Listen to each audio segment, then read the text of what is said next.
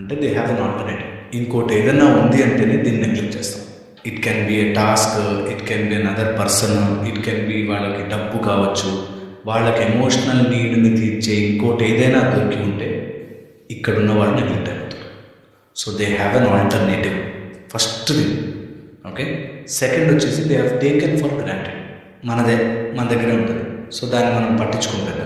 పాతదైపోయాం అంటే when you are no more that fresh or new or good or a surprise లేదు అనిపిస్తే స్లోగా mind will neglect it. Okay. And fourth, when you are not threatening they neglect it. ఇది చాలా important point. When you are not threatening enough నువ్వు neglect అయిపోతావు. అందుకే ఒక చిన్న సెన్స్ ఆఫ్ దట్ ఫ్యూరియస్నెస్ ఉండాలి మనలో. అంటారు ఈ ఎమోషనల్ నీడ్ నాకు తీరుతోంది కాబట్టి నాకు అవసరం లేదు, అది చాలా చాలా ఇంపార్టెంట్. దాంతోపాటు పవర్ వస్తుంది. అంటే నన్ను ఏమీ చెయ్యలేడు అనే పొజిషన్లో మనకి we will have more negligence chance. అందుకే అంటారు మన లోపల ఒక చిన్న పవర్, ఒక చిన్న పాయింట్ ఆఫ్ ఫ్యూరియస్నెస్ ఉండాలి.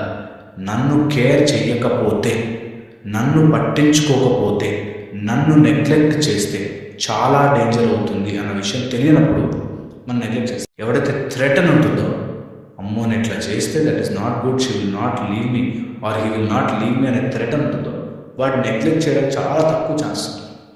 ఆ పాయింట్, సింపుల్ పాయింట్, చిన్న పాయింట్ అది ఉండాలి. That will work. ఏదైతే ఈజీగా ఉంటుందో దాన్ని నెగ్లెక్ట్ చేస్తాం. అందుకే రిలేషన్షిప్స్లో కూడా మేము చెప్తాం, don't give anything easy. Anything easy చేయదు. ఆహా నా ట్రోఫీ అనుకో.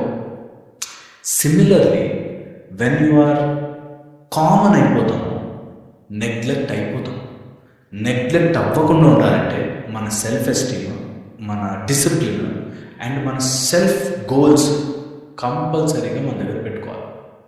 వాటిని ఎట్టి పరిస్థితుల్లోనూ వదిలేయకూడదు.